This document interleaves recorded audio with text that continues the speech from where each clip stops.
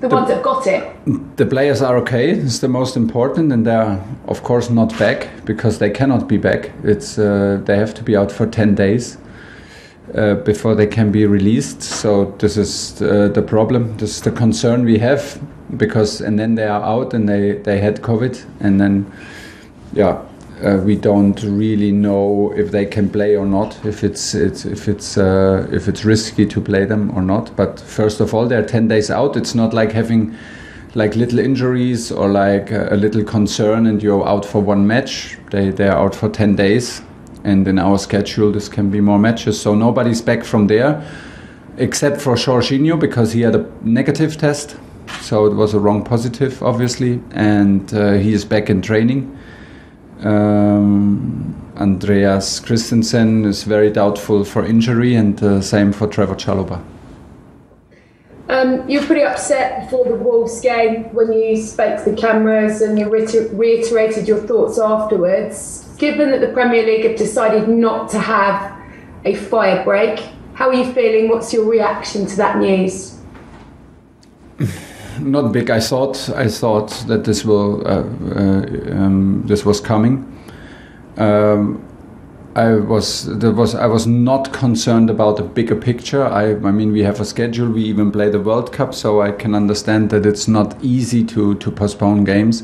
But for isolated situations like ours in the last match, we had our concerns, and we thought we had a strong case. So I shared my thoughts with everybody, and we accept the situation. We accepted the challenge when we arrived at Wolverhampton with 14 players, and out of these 14 players, with a lot of them we took a huge risk, and in general we did not feel fully safe, nobody who was involved in the trip.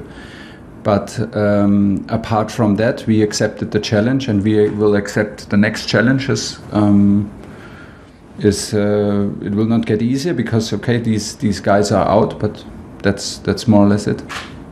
Just for clarity, were you in favour of just postponing a round of fixtures then?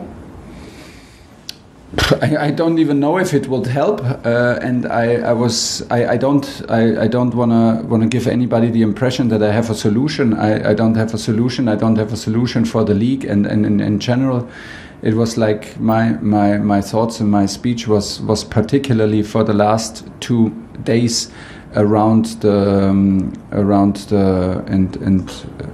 Wolverhampton game and coming to the Wolverhampton game. That was my concern.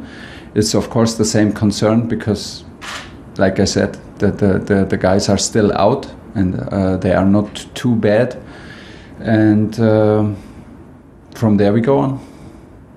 Just finally for me then, 3 games obviously in 8 days. How challenging is this period for you as a manager? You probably never really faced anything quite like it, have you, in your career? Not on Christmas, and not between Christmas and New Year, but this is actually quite exciting. I watched it when I was not involved. I watched it during Christmas and New Year, the Premier League. So now I'm in the middle of it. Actually, I like it, and it's nothing new to play 3 matches in a week.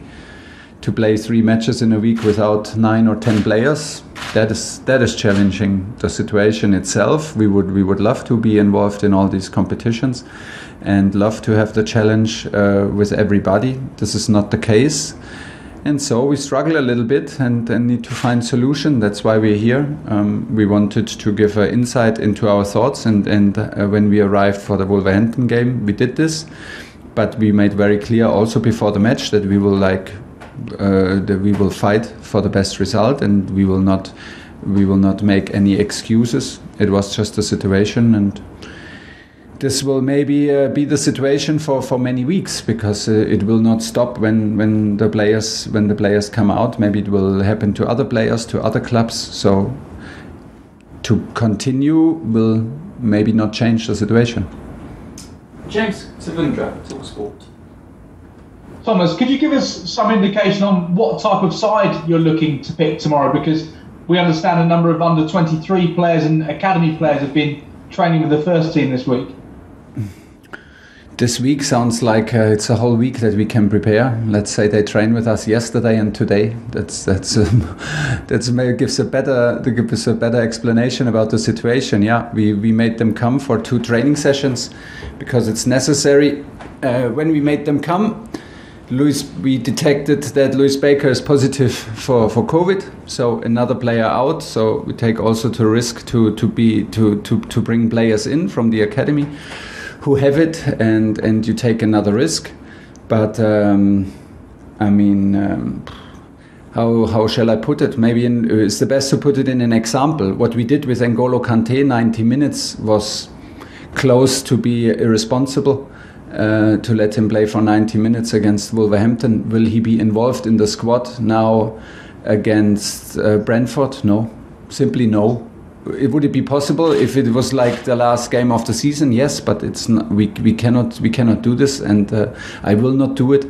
We will now give him time to recover and prepare him for the Aston Villa match. And this is the situation, to have a team with 13 or 14 players for one match. This is a problem, but it's not the big problem. We can do it and we can fight. But from the match, we have Trevor Chalobah injured. We have him in big doubts. We have N'Golo Kanté and Mateo Kovacic involved, which was taking huge risk. And now we're paying for this. So they cannot just simply start with 3 matches or 5 matches in 2 weeks or with 3 matches in 1 week. It's simply impossible. So the problem will increase and the situation will increase, and we cannot let players suffer because other players are not there. It's simply impossible. We have to protect our players and protect the health, and that's why we brought in the academy. Is no secret, and we think about playing with them. Is there a frustration that you have reached the quarterfinals of a competition and you simply cannot prioritise that now? You need to look at managing your squad for the games coming up over the next 2 weeks. Yes, because we are so competitive. That's why we work here, and we are competitive. That's why they are so competitive. The players. That's why they signed for Chelsea. That's what made them Chelsea players. So we are fighting for every competition, and I absolutely don't like judging the importance of games, because you can never tell what it does to you. And there's nothing more important than winning, and nothing more important than performing together and good performances and fighting the fights together. This is totally against our nature, but maybe we are forced to do it, and this makes me sad, because this is not what sport is about, and this is not what we are all about. But it can happen tomorrow that we prioritize the health, not the game against Aston Villa, but the health, and that we prioritize the health and do not take any risk for some of our players. Just finally from me, Thomas, is there disappointment that the Premier League clubs have decided to continue with the season ahead of the meeting with the managers and the captains, which has been moved back? No, I would not say a disappointment, because it would be. I think it would be too easy. I don't have a solution for the whole league. I don't have a solution for the schedule with UEFA, with FIFA, with World Cup, with whatever is coming, with Nations League after the season. I don't know. Maybe it would have just delayed the problem, and I think nobody could be sure that if we delay it now, or if we make a pause now for 10 days, that we don't have the same problem in 3 weeks again. I think there are some clubs who suffer a lot. We suffer very much in the moment. That's why it would have maybe been better for us to have a short break and to bring a squad together. Maybe then we would have played against another team who suffers in the very next moment. So I don't have a solution. That's why I do also not have a clear opinion what's best to do for everybody, because we are not alone in Premier League, and this is what we are very aware of. But like I said before, we are just disappointed that we don't have the players to fulfill our goals and to play on the highest level competitive football. Nick Pure. Hi Thomas. In a way, are you being are you the victims of the strength of your squad? Because if you hadn't had such a strong squad, I know obviously, like you're saying, there are a number of players there you had to play that you took a risk on at the weekend. But if your squad wasn't as strong as if you didn't have the depth that you did, that match might not have taken place in the first. You think? I would be very surprised if Premier League takes a judgment on the quality of players that are available. That would surprise me a lot, because that is simply not their job. We have a squad. Our squad is a very strong squad, but it's not the biggest squad. And when we miss 9 players, we have a problem. It's as easy as that. And you saw it. We had 14 players with us. That tells the story. Okay, last question in the broadcast section. And full credit to all of the guys who were involved, and I'm absolutely happy and how we played and how we grew into the match. Like, given the circumstances, I did not expect us the very best first half in the world. So we did not. Obviously, we had our problems, but the way we grew into it and we reacted, I can just say that I'm absolutely happy, and it shows me that our players have the heart and at the right place and the attitude right, and this is what's it all about. But like I said, you can handle these situations for once, but the problem is still there. They're out for 10 days. So in these 10 days we have 3 matches. So it will catch us at some point. It will catch us and it will backfire on us. It's a given, even if we try hard not to accept, and we will keep on try hard not to accept it, and fighting. We will fight against all odds, and which is what we will do tomorrow. Nizam.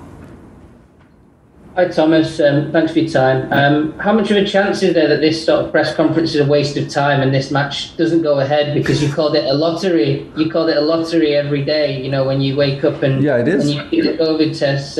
How much is there a chance it's a waste of time, or will you just do this match with academy players if you have to? Good question. Good question. You know, when I called it a lottery, it's like this. I mean, we do right now every day, we do flow tests, we do PCR tests, and every day it can happen that the door, and then you're only allowed to be in the building. So this is the first lottery. You go to work, but you don't know if you can actually make it to your office, which is good because then it's safe, at least for this day, and the next day you get tested again. But if you test so much, you always have the risk that you find a positive, and another positive can really make things worse than they already are. Like we planned now a squad and had some plans with Louis Baker from the academy, and now he's positive, so we can start from scratch, and this is what we do right now. The players will arrive in the next hour because we delayed the training to the late afternoon. And then I can tell you more. Right now we prepare for the match to be played, but even to plan training is pretty exciting, because until the very last hour you don't know how many players arrive. Okay, that's the end of the broadcast section.